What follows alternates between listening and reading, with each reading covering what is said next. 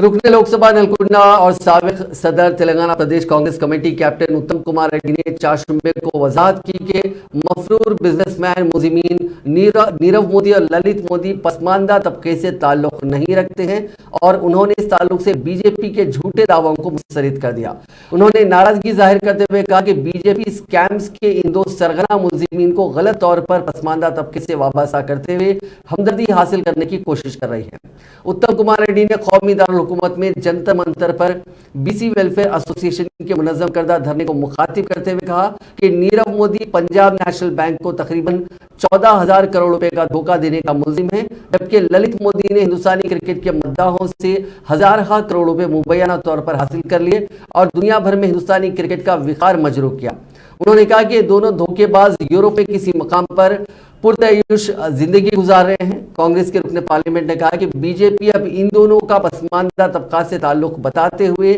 हमदर्दी हासिल करने की कोशिश कर रही है।